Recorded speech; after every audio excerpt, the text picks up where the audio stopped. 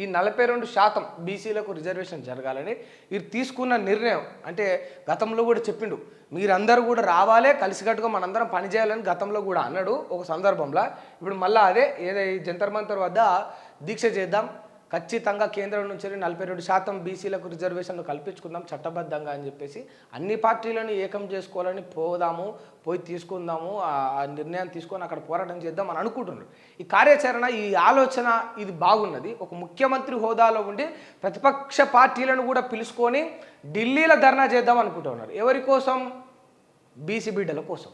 ఈ నిర్ణయం బాగున్నది. దీనికి ఖచ్చితంగా మనం హ్యాట్స్ ఆఫ్ అనాలి. దీన్ని మనం ఒప్పుకోదగ్గ విషయం, మెచ్చుకోదగ్గ విషయం. కాకపోతే ఈ ప్రతిపక్షాలను కలుపుకునే ముచ్చట ఒక్క బీసీ బిడ్డల రిజర్వేషన్ దగ్గరనే ఉండొద్దు. ఒక్క బీసీ బిడ్డల రిజర్వేషన్ దగ్గరే ఉండొద్దు. రాష్ట్రంలో ప్రతి ఒక్క పేదోడి విషయంలో కూడా ప్రతిపక్షాలను, ప్రధాన ప్రతిపక్షాలను, లేకపోతే ఇక అనుభవజ్ఞులను, వాన్ని వీన్ని అయినోన్ని కానోన్ని ప్రతి ఒక్కరిని కలుపుకొని పోతే ఏ రాష్ట్రమైనా ఏ దేశమైనా కూడా దాని యొక్క అభివృద్ధికి తిరుగుండదు.